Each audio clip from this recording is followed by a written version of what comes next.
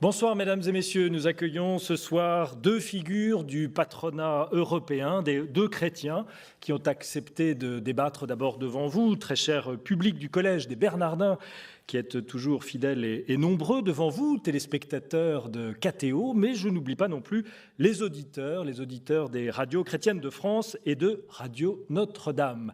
Alors messieurs, merci de nous consacrer ce temps que je sais pour vous ô combien précieux. Avec vous, nous allons évoquer la délicate question de la compétitivité des entreprises européennes. Quels sont les atouts des entreprises européennes dans l'impitoyable compétition mondiale? Quelles sont les attentes de ces dirigeants face aux gouvernants? Et enfin aussi, quel est l'avenir et la place du rêve européen dans un monde en crise? Entreprise européenne, quelle compétitivité avec vous, Giorgio Squinzi? Vous êtes le président du groupe MAPEI. Alors MAPEI, ça parle évidemment aux amateurs de cyclisme, parce que vous avez sponsorisé pendant très longtemps une équipe mondialement connue. Cette entreprise produit des adhésifs et des produits chimiques pour le bâtiment, une entreprise fondée dans les années 30 par votre père, que vous avez développée au niveau mondial. Et vous êtes, par ailleurs, depuis 2012, le patron des patrons italiens, puisque vous avez été élu président de la Confindustria. Je l'ai bien prononcé ? Confindustria. Confindustria. Je précise évidemment que M. Squinzi parle un français parfait. Non, pas parfait, mais je suis en pratique l'homologue de Mme Parisot.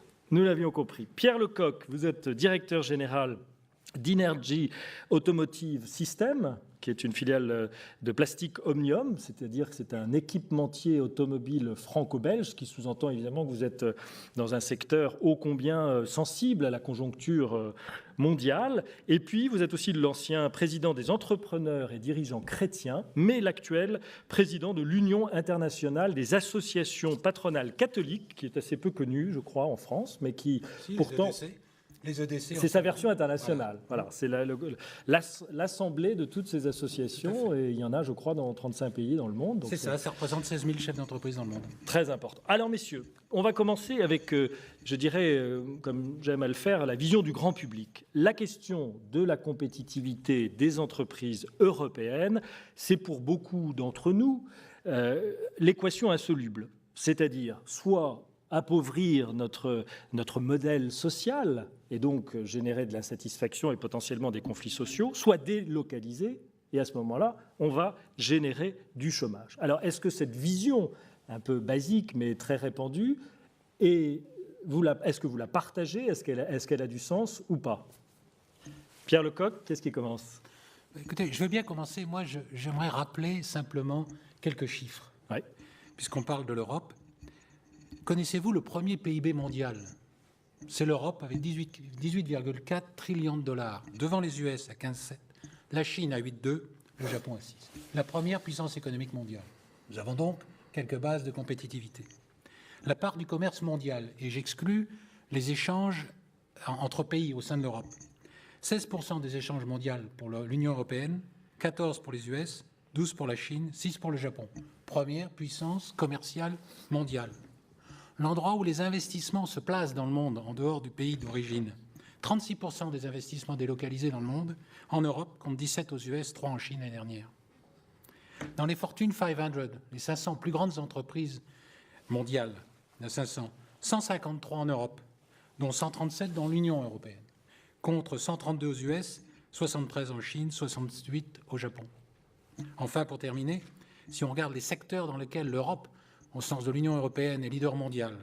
L'aéronautique, l'automobile, la chimie, la pharmacie, le luxe, l'agronomie, les énergies, le BTP, la mécanique. Est-ce qu'on peut dire que l'Europe n'est pas compétitive? Moyennant quoi les entreprises européennes sont en crise, une crise avérée dans chacun de ces pays, ou presque, peut-être moins l'Allemagne effectivement que d'autres. Donc il y a bien une réalité de manque de compétitivité des entreprises européennes. Non. Giorgio Squinzi. Non, pour moi, ce n'est pas exactement comme ça. C'est vrai que dans ce moment, l'Europe est dans les grandes régions économiques au niveau mondial. Entre parenthèses, je voudrais souligner que la compétition aujourd'hui n'est plus entre différents pays, mais entre les grandes régions économiques. Et l'Europe, comme justement a été dit, nous sommes les plus grands marchés au monde, 500 millions de personnes, le plus grand PIB. Donc, je crois qu'en Europe, nous avons la meilleure qualité de vie, la meilleure qualité de consommation. Actuellement, nous sommes effectivement dans un moment difficile parce que nous avons perdu la croissance. Et nous avons perdu la croissance, surtout, je pense, pour une question qui est dans notre responsabilité. Nous n'avons pas, c'est mon analyse, nous n'avons pas cru suffisamment au projet de l'Europe, des États-Unis d'Europe, et nous n'avons pas, en tant qu'Union européenne, suivi un peu l'idée des pères fondateurs. Nous n'avons pas fait le nécessaire vraiment pour améliorer la compétitivité de l'Europe. Alors, quelle relation vous faites entre le projet des États-Unis d'Europe, donc une intégration institutionnelle forte parmi les pays européens, et la compétitivité des entreprises? Quel est le lien que vous pouvez établir? Pour moi, il y a une relation très étroite parce que je pense que aller dans la direction d'une Europe, des États-Unis d'Europe, demande de mettre en commun des facteurs qui sont selon moi importants. Moi, j'analyse et je pense à 5 facteurs. Une banque européenne, une banque centrale européenne avec des pouvoirs de vraies banques européennes, d'une vraie banque centrale, la coordination des politiques fiscales, la coordination des politiques de welfare, la coordination des politiques sur les investissements dans les infrastructures et la coordination des politiques énergétiques. Vous, en France, vous avez fait une fantastique politique sur l'investissement énergétique et vous n'avez les bénéfices. D'autres pays en Europe n'ont pas suivi la même philosophie. Et surtout, l'Europe, je crois qu'il n'a pas, les pays de l'Union européenne n'ont pas mis en pratique ce qui a été décidé dans les traités de Lisbonne, par exemple, et selon moi est fondamental pour retrouver la croissance, l'investissement en recherche et innovation. Parce que le traité de Lisbonne avait indiqué un objectif d'investir au moins 3% des produits intérieurs bruts de l'Europe en recherche et développement. Nous ne l'avons pas fait, nous n'avons même pas investi moitié de cette quantité. Donc, actuellement, nous avons un problème de difficulté, de compétitivité, mais nous restons, je répète, selon moi, la région économique plus développée, la région économique où il y a plus de connaissances. Parmi les 5 éléments que vous venez de citer, il y a donc l'État-providence. En français, ça donne ça, c'est-à-dire cette protection sociale. Moi, j'ai cité le modèle social. En quoi est-ce qu'il faudrait que l'Europe le fasse évoluer? Est-ce qu'il faut baisser ce niveau de protection sociale pour retrouver une compétitivité par rapport à des pays émergents dans lesquels les salariés ne bénéficient pas des mêmes éléments de protection mais baisser, certainement non, mais certainement rationaliser parce que nous avons commis des erreurs. Les cas typiques qu'on peut citer, le cas de la Grèce. La première raison pour laquelle la Grèce est tombée en crise est parce qu'elle prétendait d'envoyer tout le monde en pension à 51 ans. Ça, évidemment, on ne peut pas se le permettre. Donc, il faudra rationaliser le système au niveau européen, parce que s'il y a les Allemands et les Italiens qui sont obligés à travailler jusqu'à 67 ans, évidemment, la compétition avec d'autres pays est perturbée par des décisions de ce genre. Pierre Lecoq, vous voulez réagir sur cette question? Je partage bien sûr les éléments soulignés par M. Squinzi sur le contexte favorable aux affaires. Moi, je voudrais revenir sur ce qui fait qu'un pays est compétitif, c'est que ses entreprises le sont. Au fond, qu'est-ce qui rend une entreprise compétitive? C'est en général ses investissements dans l'innovation, ses investissements dans son outil, dans son efficacité. Comment se prennent ces décisions? Et je crois qu'on en parle insuffisamment. On imagine toujours que le dirigeant ou l'équipe dirigeante a des dossiers épais comme ça, avec des polytechniciens dans tous les coins qui lui ont fait des tableaux d'analyse et qui prennent une décision rationnelle. Ce n'est pas le cas. La majorité des décisions d'investissement que nous prenons, il y a une part de rationnel. Mais il y a fondamentalement une envie de faire, une envie de créer, une envie de développer. C'est ce que fait le gars qui crée son entreprise. Dans nos grandes entreprises, c'est les décisions que nous prenons. Nous avons envie d'investir. Pourquoi on a envie d'investir ? Parce que d'abord, je crois qu'on est câblé de cette façon-là, mais parce qu'il y a un environnement qui nous donne cette envie d'investir. Et pour revenir aux éléments que soulignait M. Scundi, je crois que peut-être une des faiblesses de l'Europe, c'est que l'environnement politique, l'environnement des règles, etc., le bombardement médiatique sur l'entrepreneur qui s'en met plein les poches avec ses stock options ou l'entreprise qui abuse et qui enrichit ses actionnaires, fait qu'on est dans un environnement qui ne donne pas envie d'investir. Je voyage énormément, je suis implanté dans 20 pays, une trentaine d'usines, beaucoup en Asie. Je rentre il y a 15 jours de Chine. Je me vois encore me balader un jeudi soir sur le bond éclairé de Shanghai. Vous êtes là, vous dites, oh là là, j'ai envie d'investir, j'ai envie d'y aller. Vous êtes aux États-Unis aujourd'hui, ce n'était pas le cas il y a un an, ils sont repartis. Vous allez aux US, j'y étais récemment. Les US, vous êtes là, vous avez envie d'investir, ils sont repartis. Et vous êtes sur les Champs-Élysées, vous avez l'impression qu'on n'a pas vous rentrez, vous avez à Roissy, ma femme me reprend souvent parce qu'à chaque fois je critique ce foutu aéroport. Vous dites, ça y est, je suis rentré en France. Dans la voiture, vous allumez la radio et vous dites, ça y est, je suis rentré, j'en prends plein la figure. Alors je stigmatise un peu, mais il y a de ça. Il ne faut pas oublier qu'un dirigeant d'entreprise est fondamentalement un être irrationnel, c'est un être qui a envie de foncer, qui a envie de faire. Il faut lui donner envie de faire. J'investis 10% de mon chiffre d'affaires actuellement dans le monde. Sur 2 milliards, ça fait 200 millions par an. Pourquoi ? Parce qu'on a envie de le faire et que mes actionnaires ont envie de le faire. Est-ce que vous diriez que le capitalisme en Europe est malade d'une perpétuelle volonté de le réformer sans y parvenir ? Parce que là, vous parlez de l'image qu'ont les entrepreneurs, mais au-delà des entrepreneurs proprement dit et de ce qu'ils gagnent ou ce qu'ils ne gagnent pas, l'enjeu, c'est quand même ces entreprises et leur capacité à se développer dans une sécurité. Non, d'un chien. Regardez le nombre d'entreprises européennes qui sont leaders mondiaux, sont tous les deux à la tête d'entreprises leaders mondiales dans leur domaine. Faites la liste. J'avais demandé un jour au MEDEF, puisque je faisais partie d'un comité du MEDEF, j'avais dit à Laurence, pourquoi on ne ferait pas une liste des entreprises françaises qui sont leaders mondiales dans leur domaine ? On le fait en Europe, ce sont des centaines d'entreprises, mais dans tous les domaines. Le leader du bouchon de champagne, il est français.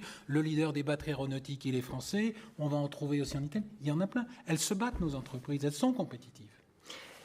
Non, certainement, je crois qu'il ne faut pas oublier que dans les derniers ans, la politique de rigueur pour redresser les comptes des différents pays européens qui était nécessaire vraiment parce que nous avons, comme on a dit, peut-être exagéré dans une certaine direction, et une politique qui est de rigueur, qui a mené à une baisse de la consommation qui est à travers la pression fiscale qui a été exercée dans les différents pays.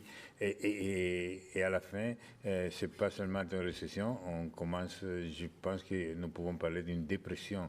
De dépression parce que les investisseurs ont perdu la joie, la volonté de faire des investissements. Et évidemment, prenons le cas de l'Italie. En Italie, en ce moment, nous avons, depuis 2007, nous avons perdu presque 9 points du PIB, et nous avons perdu 25% des volumes de production. Et évidemment, nous avons des surcapacités partout. Donc, il n'y a plus d'investissement. Et personne n'a plus la volonté de faire des investissements. Donc, je pense que notre nouveau Premier ministre, Enrico Letta, a fait une déclaration qui est une belle photographie, une bonne photographie de la situation. Seulement de rigueur, nous pouvons mourir. La photographie de ce qui se passe actuellement en Europe. Parce qu'il ne faut pas oublier que l'Italie est à la baisse, l'Espagne est encore pire, la Grèce et le Portugal, on connaît. Mais maintenant, la France a ralenti. Et comme entrepreneur avec des activités, j'ai 3 usines de production en France, je confirme que, surtout dans les bâtiments, la France est au ralenti d'une façon très importante. Et même l'Allemagne, parce que l'Allemagne, si on prend la progression du PIB de l'Allemagne, maintenant on arrive à plus 4, 0,4 en phase de prévision qui était beaucoup plus optimiste. Et donc, je pense que c'est bon contrôler les comptes, c'est bon la rigueur, mais il ne faut pas exagérer. Il faut avoir un bon équilibre et commencer à penser à investir sur la croissance. Parce que si on ne retrouve pas la croissance, ça sera difficile. Et le problème de l'emploi est énorme. Parce qu'en Italie, nous avons actuellement 3 millions de travailleurs qui n'ont plus de travail. Et nous avons 38% de jeunes entre 19 et 25 ans qui n'ont aucun travail et qui les cherchent même plus. Donc nous devons absolument retrouver la croissance. Et pour retrouver la croissance, selon moi, il faut remettre l'entreprise manufacturière au centre des préoccupations, des actions des gouvernements et investir avec détermination. Puis les recettes peut-être sont un peu différentes d'un pays à l'autre, mais il faut absolument remettre au centre l'entreprise manufacturière. Et tout le monde est d'accord pour dire ça. Pourquoi est-ce que ça ne fonctionne pas? C'est bien qu'il y a des freins viscéraux. Quels sont les atouts principaux, à votre avis, des entreprises européennes dans cette compétition internationale? Je crois qu'il y en a pas mal. Il y en a une, par exemple, je le vois dans mon entreprise, c'est l'habitude que nous avons en Europe d'avoir affaire à des cultures et des langues différentes. Nous sommes entre Italiens, Allemands, Français, Anglais. Nous sommes forcés dans les affaires de parler plusieurs langues. Nous sommes forcés d'accepter des cultures et des différences. Ça crée une capacité d'intégrer la diversité mondiale, je crois, très forte. Et c'est un avantage, par exemple, pour les entreprises européennes. Les entreprises européennes ont plus naturellement la tendance à s'ouvrir au monde et aller à l'étranger qu'un certain nombre d'entreprises, même américaines ou asiatiques. C'est un atout important.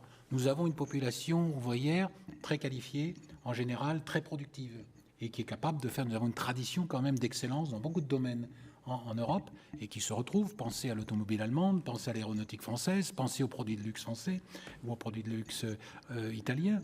On a cette tradition d'excellence et d'exigence dans nos entreprises. Et on a globalement des cadres, une population de cadres et de dirigeants qui sont de très bon niveau.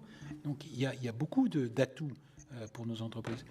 Je crois que ce qu'évoquait tout à l'heure M. Squinzi sur la dépression en Europe, elle ne provient pas d'un défaut de compétitivité des entreprises européennes.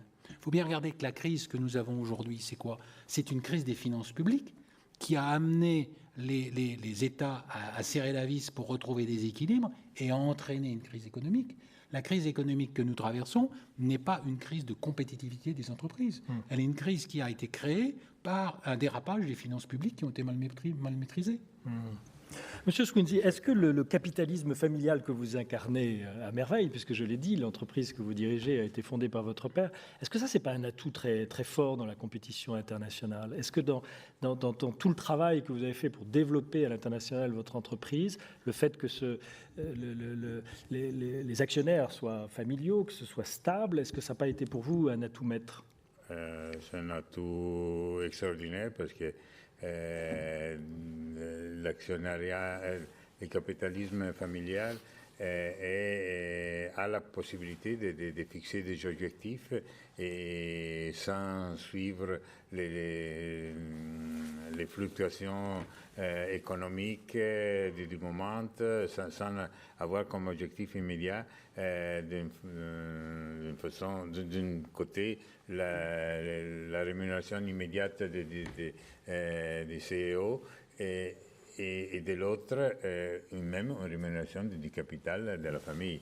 Donc nous avons la possibilité, et je crois que c'est un des grands atouts du capitalisme familial, de fixer des objectifs et si on est vraiment convaincu de ces objectifs, d'insister, d'avoir une permanence dans l'action pour aller vers ces objectifs. Je peux faire un exemple. Oui. Mon entreprise, je suis actif, surtout, nous sommes actifs dans la chimie pour les bâtiments. Les marchés plus développés au monde en termes de technologie et les marchés allemands.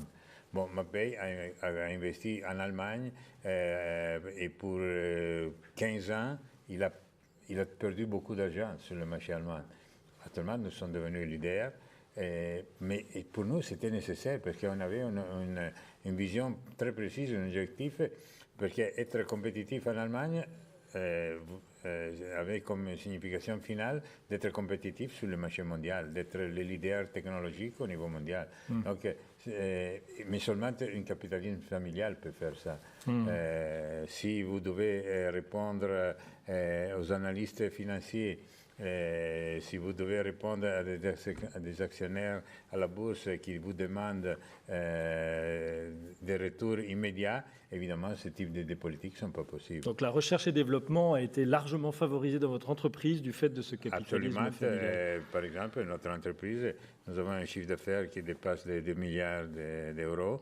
Et nous investissons 5% de notre chiffre d'affaires par année. Et donc, on parle au-delà de 100 millions d'euros seulement en recherche et développement. Sur 8000 dépendants, 8000 collaborateurs que nous avons à travers le monde, nous avons 800 personnes qui font de la recherche. Alors Pierre Lecocq, c'est très différent parce que c'est pour le coup pas un capitalisme familial, mais ça n'a pas empêché, ça nous permet d'évoquer un autre aspect de cette remobilisation des forces vives des entreprises. C'est-à-dire que vous avez connu bien sûr la crise du secteur automobile, vous avez réussi à faire baisser les coûts, apparemment sans que la contrainte sociale ne soit trop vive et au contraire en faisant adhérer l'effectif qui est celui qui travaille avec vous.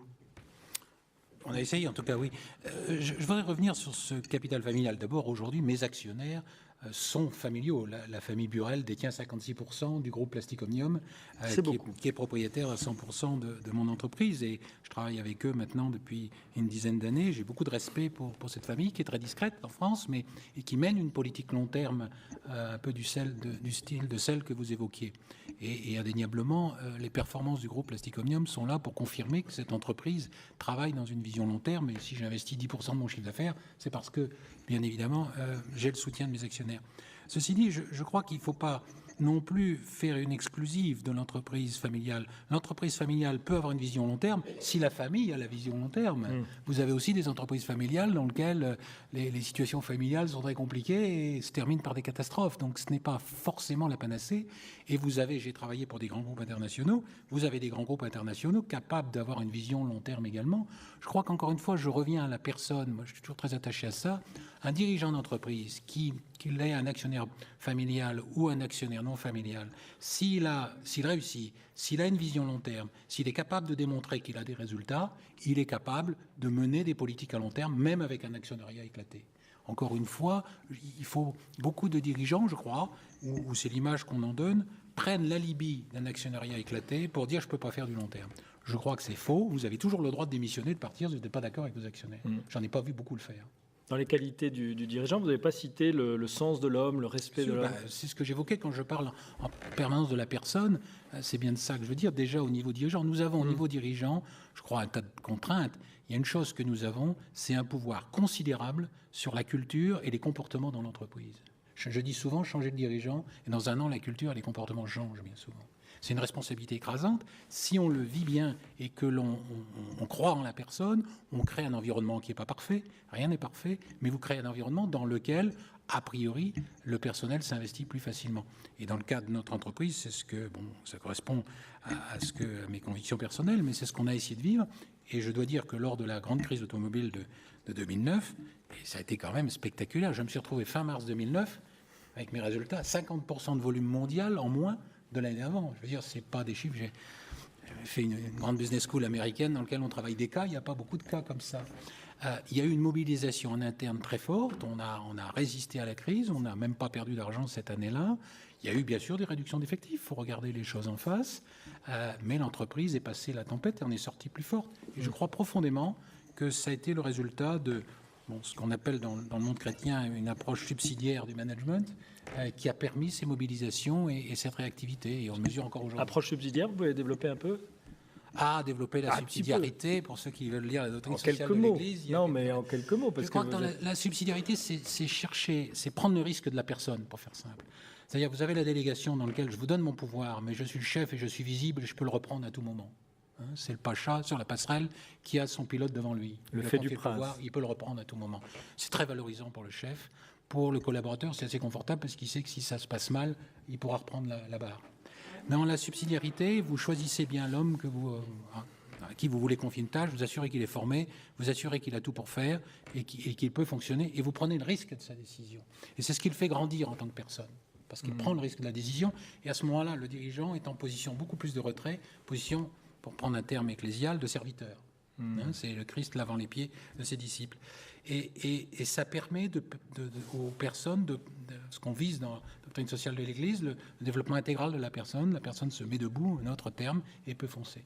Et quand vous arrivez, on n'arrive jamais à ça intégralement dans l'entreprise, mais quand vous arrivez à créer un climat de ce genre, les gens prennent leur dimension, ils prennent leur responsabilité, ils agissent, ils n'attendent pas que vous veniez leur dire ce qu'il faut faire. C'est un patron serviteur. J'essaie de l'être, c'est pas facile. J'essaie de l'être. Mon caractère ne me porte pas naturellement à ça, mais j'essaie de m'y forcer. George Squinzi, ça vous inspire quoi tout ça? Est-ce que la culture d'entreprise, celle de votre entreprise, est un élément phare de votre compétitivité? Et comment? Absolument, oui. Mais pour revenir à ce qu'a dit M. Lecoq, je suis 100% d'accord, dans le sens surtout que les entreprises, en rectifiant un petit peu ce que j'ai dit auparavant, les entreprises familiales est un modèle dans lequel je crois énormément, vu que je l'ai vu en pratique, mais surtout ce qui compte est la qualité des leaders. Que les leaders soient de la famille, que soit la famille leader ou que soit évidemment quelqu'un d'autre, peu importe, mais vraiment, derrière les entreprises de succès, il y a toujours un leader. Quelles sont vos qualités de leader alors pour avoir mené votre entreprise là où elle en est aujourd'hui? Mais quand quelqu'un me demande de décrire un peu le succès de mon entreprise, je parle de trois piliers. La spécialisation, l'internationalisation et l'engagement en recherche et développement.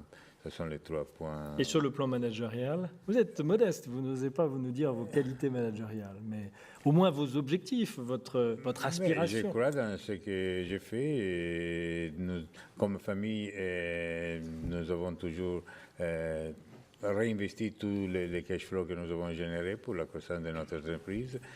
La chose dont je suis plus fier en absolu est le fait que dans notre entreprise, nous n'avons jamais fait une réduction du personnel et nous n'avons jamais fait du temps partiel comme qui en Italie est une pratique assez courante. Et ça, c'est vraiment quelque chose dont je suis fier comme entrepreneur. Et les principes de la subsidiarité, c'est quelque chose dans lequel, comme entrepreneur catholique, je crois beaucoup.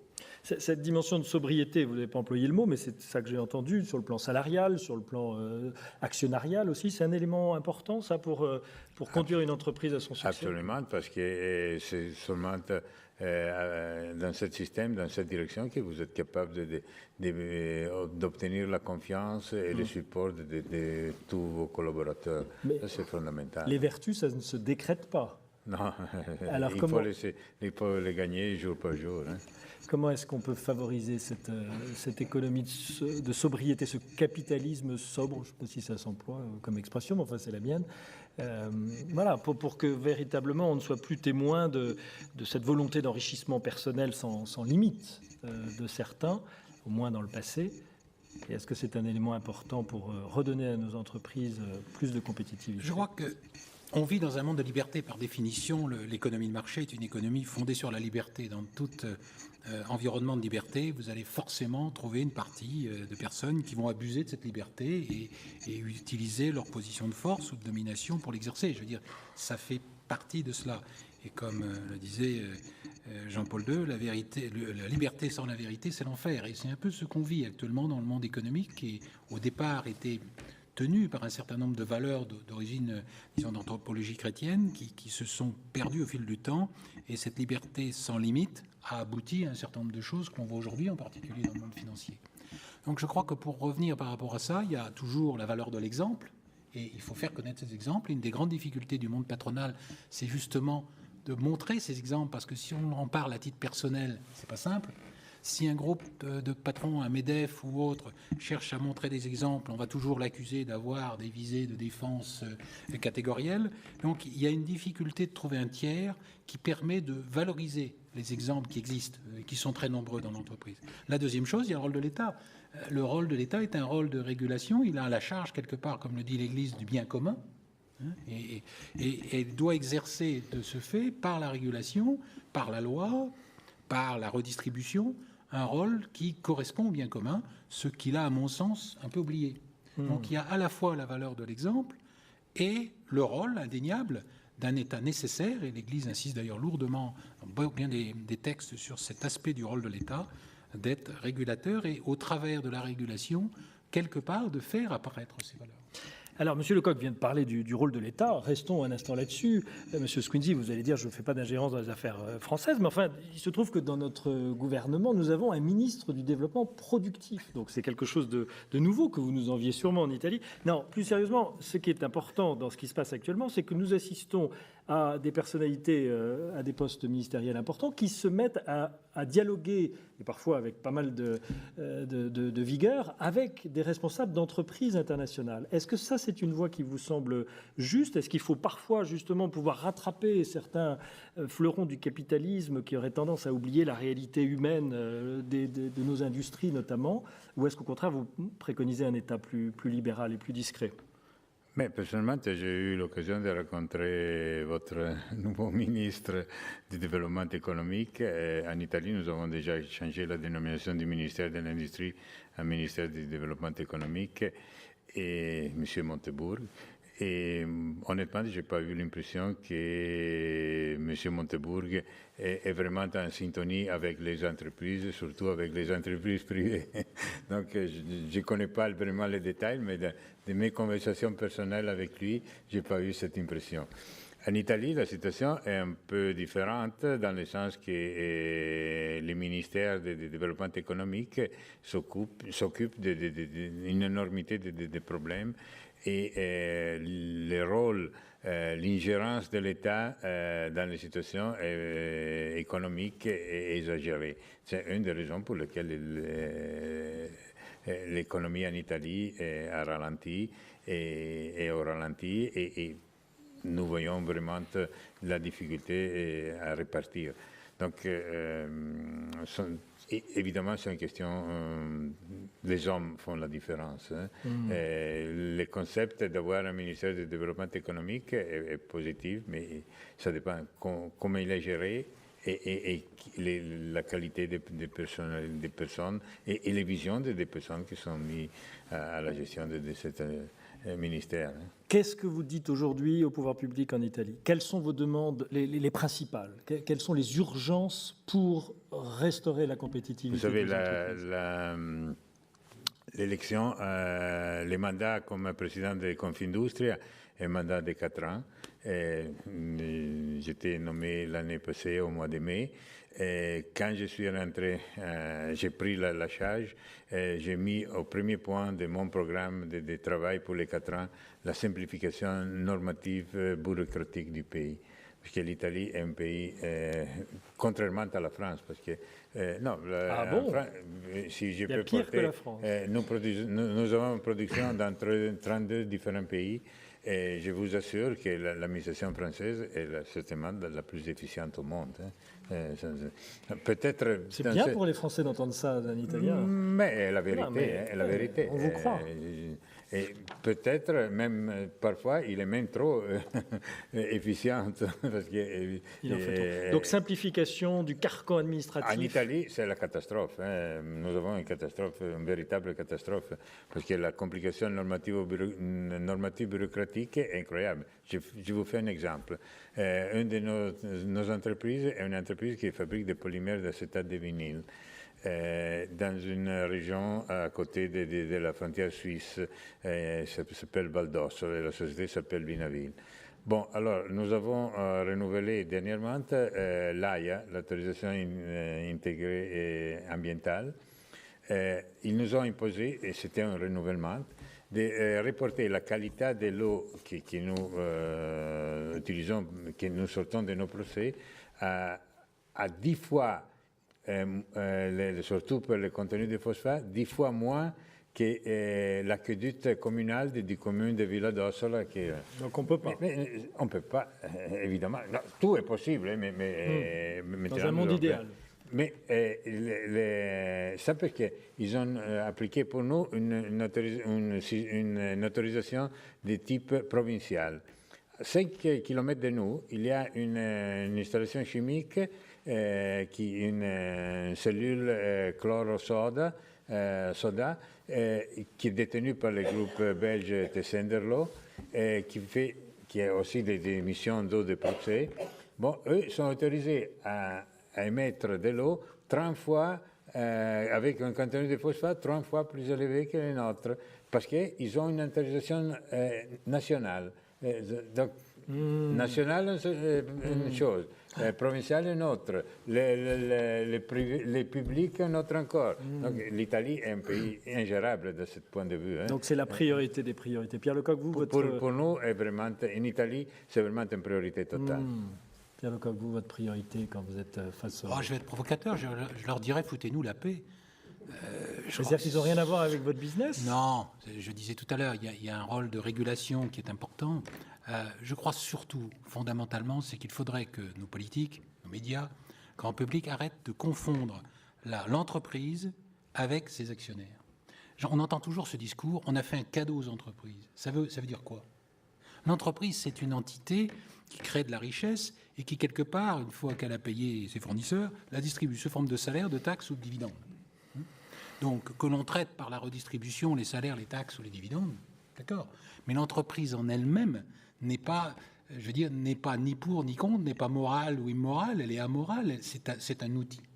Or, systématiquement, vous le voyez dans la presse, vous le voyez partout, chaque fois qu'il y a un geste qui est fait pour favoriser l'entreprise, quelque part, ça apparaît comme « Ah, on a pris ça aux ouvriers pour le donner à l'entreprise et favoriser l'entreprise. » Mais mon sang, chaque fois qu'on favorise l'entreprise, on favorise son personnel. Faut aussi savoir le dire. Et il y a une confusion permanente, et le ministre que vous évoquiez tout à l'heure en est un grand spécialiste, entre l'entreprise et actionnaire. Bien sûr qu'il y a des actionnaires, bien sûr que les actionnaires doivent être rémunérés et qu'ils profitent de la création de valeur de l'entreprise. Mais ce n'est pas en abaissant et en empêchant l'entreprise de fonctionner qu'on va empêcher l'actionnaire de s'enrichir d'ailleurs, ou enrichir le personnel. Il y a un problème de vocabulaire et de savoir à qui on s'adresse également. Est-ce qu'au niveau européen, des institutions européennes, vous attendez quelque chose de particulier? Est-ce que vous adhérez à ce que M. Squinzi a dit sur la nécessaire intégration plus forte? Il a parlé des États-Unis d'Europe, ce qui désigne un chemin encore long à parcourir. Je crois que ce qu'a dit M. Squinzi est tout à fait vrai. Aujourd'hui, la compétition internationale, c'est la compétition entre des blocs économiques mondiaux. Et l'Europe est un fabuleux bloc économique. Et là, malheureusement, ce bloc européen, comme vous l'avez fort bien indiqué tout à l'heure, manque d'organismes de régulation, aussi bien du côté bancaire que du côté des brevets, que du côté du droit commercial, que tout un tas de choses. Et c'est clair que par rapport à des blocs comme l'Amérique du Nord, enfin comme les États-Unis ou comme la Chine, nous souffrons quelque part d'une diaspora, j'allais dire, d'activités et d'organismes en Europe qui ne donne pas ce cadre de référence dans lequel on pourrait tirer le maximum de nos pays. Donc, en particulier dans le domaine financier, ce que vous évoquiez tout à l'heure, sur une banque centrale beaucoup plus puissante, sur un certain nombre d'organismes de ce genre, nous l'appelons de nos voeux, bien sûr. Parce que la supranationalité, on la vit avec l'euro, mais je ne crois pas que les Italiens soient complètement satisfaits sur la dimension de... Enfin, il n'y a pas que les Italiens d'ailleurs, mais enfin, c'est quand même une monnaie qui plombe un peu parfois à l'export. Non, absolument, c'est pas mon opinion. Je crois que l'euro, actuellement, est le facteur de cohésion de l'Europe. Et moi, je suis surpris de voir, et j'ai eu l'occasion de parler il y a 2 semaines avec un groupe d'entrepreneurs du Baden-Württemberg qui était en visite en Italie. Et j'ai découvert qu'il y a beaucoup d'entrepreneurs allemands de grosse taille qui pensent que l'Allemagne doit sortir de l'euro. Ça, c'est vraiment une erreur incroyable. J'ai demandé au Centre d'études économiques de Confindustria de faire une évaluation sur l'impact d'une dissolution de l'euro pour l'Italie. Et une situation dramatique, parce qu'il faut dire que nous allons perdre immédiatement, dans 2 ans, 25% de notre PIB. Et la même chose sera pour la France, pour l'Allemagne, pour tous. Donc l'euro aujourd'hui est vraiment le facteur de cohésion sur lequel nous devons bâtir l'Europe future, les États-Unis d'Europe. Être contre l'euro est une erreur incroyable. Mais il n'y a pas d'aménagement à envisager de cet euro, parce que vous dites impossible de faire marche arrière, ça les gens l'ont bien compris. Enfin, ils voient aussi que le chemin qui se dessine vers eux, toujours du point de vue de la compétitivité à l'international, c'est quand même un chemin qui est ardu, parce que quand vous vendez vos productions en Chine, en euros, face à un yuan sous-évalué, vous n'êtes quand même pas très aidé. Non, je partage tout à fait le point de vue de M. Squeezie. L'euro n'est pas le problème, au contraire, c'est un énorme avantage. Il faut vraiment en être conscient.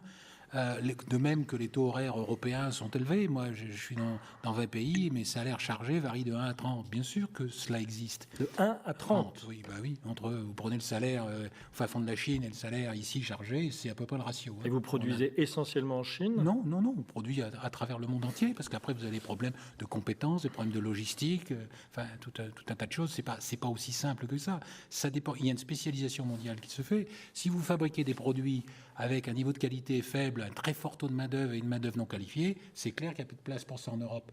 Mais prenez nos Airbus, nos voitures allemandes, etc. Nous vendons des produits de très grande qualité dans la chimie, dans le BTP, partout. Le problème n'est pas un problème de coût en Europe, c'est tout ce qu'on a évoqué pendant tout ce dialogue sur les conditions de fonctionnement de l'entreprise qui fait qu'elle va prendre les risques dans la bonne direction et qu'elle va vouloir avoir une politique à long terme et orientée sur le monde. Nous sommes la puissance économique la plus exportatrice au monde. Nos entreprises exportent et sont présentes dans le monde entier.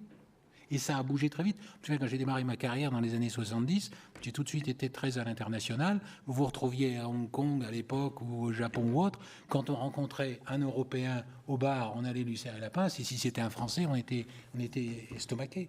Aujourd'hui, vous vous baladez à travers le monde entier. Vous avez des chefs d'entreprise européens dans tous les avions, partout. Et je veux dire, nos entreprises sont partout dans le monde. Vous avez évoqué, M. Squeezie. Le problème, je suis absolument d'accord. C'est pas le coût du travail, c'est pas l'euro. Le problème est que nous devons garder la compétitivité de l'Europe. Et la compétitivité dépend, comme nous avons déjà dit, investissement sur la recherche et l'innovation, simplification. Parce qu'évidemment, une politique correcte pour l'énergie, un système d'infrastructure valable. Et je dois dire que vous, en France, vous êtes à l'avant-garde dans cette direction. Non? Donc, il faut porter l'Europe à vraiment... Parce que la compétitivité, nous le pouvons trouver seulement chez nous, en s'améliorant jour par jour, en faisant les choses nécessaires pour être compétitif à long terme. Et l'Europe, j'ai la même vision de M. Lecoq, que l'Europe, nous sommes les numéros 1 au monde.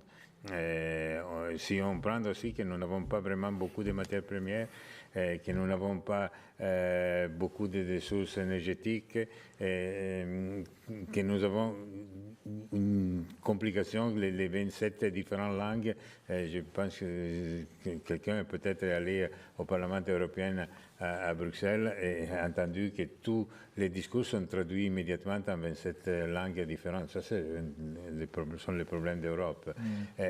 Mais nous sommes quand même les plus forts au monde parce que je crois que notre culture, notre histoire nous a porté à avoir une qualité de matière grise que nous avons dans notre test, dans la tête de nos entrepreneurs, de leurs collaborateurs, qui est la meilleure au monde. Il y a une expression en France qu'on aime bien actuellement, c'est réenchanter. Comment vous pouvez réenchanter le projet européen? Comment est-ce que ce rêve européen qui doit beaucoup aux chrétiens d'ailleurs après-guerre mondiale? Il faut absolument prendre une décision, une détermination politique et aller. C'est évident que ce n'est pas un procès qu'on peut faire en 10 ans. Il faut plusieurs générations pour arriver aux États-Unis d'Europe. Mais il faut une détermination politique, il faut la détermination politique qui était typique des pères fondateurs de l'Europe, Schuman, Adenauer, De Gasperi, et prendre cette détermination et aller avec décision dans cette direction. Ça prendra 2, 3, 4 générations, mais notre futur dépend seulement si nous serons capables de réaliser. Nous nous resterons la première région économique au monde seulement si on sera capable de se mettre ensemble. Et nous avons beaucoup de chemin encore à parcourir. Beaucoup de chemin encore à faire. Pierre Lecoq. Moi, je crois que réenchanter l'Europe, ce serait déjà que l'Europe prenne conscience de la chance que nous avons. Nous sommes la première puissance économique mondiale avec le modèle social le plus élaboré. Je vous assure qu'il vaut mieux être chômeur en Europe qu'au fin fond des États-Unis ou en Chine, quand même, quelque part. Il faut aussi le rappeler. On a un modèle social remarquable qui n'a pas empêché l'Europe d'être particulièrement compétitive. Il faut savoir le dire plutôt que le démolir en permanence. Nous avons un véritable modèle social et la capacité, au travers d'un projet collectif sur, appelons-le les États-Unis ou je ne sais quoi, de l'Europe, c'est justement de défendre un modèle de société qui est ouvert, qui est libre et qui tient en compte et qui prend en compte la solidarité au sein de son pays. Et c'est ça notre culture européenne. Et il y a un magnifique projet à bâtir autour de ça. Mais il faut en être conscient. On peut critiquer la sécurité sociale dans tous les sens. Elle est très chère, elle est peut-être mal gérée, il y en a qui abusent. Mais je vous assure qu'on a la chance de le voir. On peut critiquer nos systèmes de retraite par répartition parce qu'ils sont chers, parce que ceci. Mais quelle chance de les avoir. Moi, j'ai des ouvriers dans le monde entier qui rêveraient d'avoir ça. Donc on a un magnifique modèle social qui est très secoué actuellement parce qu'il y a eu des politiques d'État qui l'ont mis en danger, quelque part, il faut dire ce qui est. Restaurons cela, bâtissons un projet commun, nourrissons-nous de nos cultures différentes en Europe. Moi, je suis toujours enthousiaste quand je vois dans une salle un Allemand qui parle un Anglais, qui discute avec un Italien pour convaincre un Français. C'est ça l'Europe. Et c'est là-dessus qu'il faut bâtir. Il y a une chose qui vous rassemble aussi tous les deux, au-delà du fait que vous êtes des chefs d'entreprise, c'est que l'un comme l'autre, malgré tout ce que vous avez à faire pour le développement de vos entreprises, eh bien vous vous consacrez, l'un dans un domaine associatif, l'autre dans un domaine consulaire, enfin d'organisation patronale. Qu'est-ce qui fait qu'on se donne au-delà de ces engagements de base? Enfin, quelle est votre énergie? Je partage 100% la vision de M. Lecoq. Je crois qu'à un certain moment, un entrepreneur qui, comme moi, a eu beaucoup dans sa vie, doit mettre son expérience, sa passion au service des autres pour les aider à fixer des objectifs corrects, à se fixer sur des stratégies qui sont celles qui vraiment seront capables de donner les progrès pour le futur. Ça, c'est vraiment... Et pour l'Europe, en ce moment, le futur... Il y a un futur seulement si nous serons capables de retrouver la croissance. C'est fondamental. Et au-delà d'abattre la bureaucratie italienne, est-ce que vous avez l'ambition de redonner le goût d'entreprendre aux Italiens ou est-ce qu'ils en ont La bureaucratie n'est pas seulement italienne. Non, mais je parle de la vôtre. En France, vous êtes pas mal chanceux, mais au niveau européen... Vous l'avez dit, je me suis permis de le répéter. Oui, c'était pas une accusation. Mais ce n'est pas seulement l'Italie qui... Bien sûr. Est-ce que l'esprit d'entreprise... Et même l'Union européenne a fait beaucoup d'erreurs dans cette direction. Parce que, par exemple, j'ai rencontré la semaine passée M. De Gucht, le commissaire pour la concurrence. Il y a une négociation, un accord transatlantique pour la libre circulation des marchandises entre l'Europe et les États-Unis. Et les problèmes, ce n'est pas les taux douaniers. Vraiment au fond de la négociation. C'est la complication des normatives des différents pays. Parce que, par exemple, dans la chimie, je connais bien la chimie, il y a un règlement européen qui s'appelle REACH, qui aux États-Unis n'existe pas et qui empêche la circulation des produits chimiques américains dans l'Europe. D'autre part, au contraire, l'Italie et la France sont les deux leaders mondiaux du système agroalimentaire et vous savez quelle est la difficulté à exporter vers les États-Unis avec la Food and Drug Administration qui contrôle tout d'une façon parfois stupide. Donc, il faut simplifier vraiment à tout niveau. Et l'Europe, évidemment, la construction de l'Europe, de l'Union européenne est pas mal bureaucratique, et excessivement bureaucratique. Pierre Lecoq, vos engagements successifs Est-ce que c'est important de s'afficher patron chrétien? Est-ce que dans le cadre de ces associations, vous contribuez à faire passer un certain état d'esprit dans le patronat en général? On essaie. Moi, je crois que j'ai trouvé dans cet engagement, d'abord, c'est effectivement cette chance. Je suis un passionné de l'entreprise. Je trouve que j'ai une chance extraordinaire de diriger une entreprise. Et que diriger une entreprise est une joie profonde. C'est une aventure humaine extraordinaire lorsqu'on la prend comme ça. Et en tant que chrétien, c'est un moyen pour moi de répondre à l'appel du Christ, à ma vocation. J'essaie de le vivre et pouvoir le partager d'abord avec des amis. Il y en a beaucoup ici dans la salle. Le partager au niveau mondial. Je vois des expériences. Je pense à des amis au Mexique, en Chili, en Argentine, maintenant en Afrique où nous avons créé 10 réseaux depuis 10 associations depuis 3 ans. Tous ces hommes et ces femmes qui quelque part essaient de vivre leur foi chrétienne dans le quotidien d'entreprise, dans la réalité du monde économique. Je trouve que c'est une chance extraordinaire et l'appel que j'ai pu avoir à la présidence des EDC ou à celle de l'INIAPAC a été pour moi un cadeau merveilleux et j'ai envie de le rendre. Merci à tous les deux pour votre participation. Monsieur Squinzi, j'imagine que vous êtes venu à Paris pour d'autres raisons que de participer à ce débat. Vous êtes... Non, mais je suis venu avec le but principal d'être ici avec vous ce soir. Eh bien, soyez-en. Ça m'a fait beaucoup de plaisir. Soyez-en très remerciés.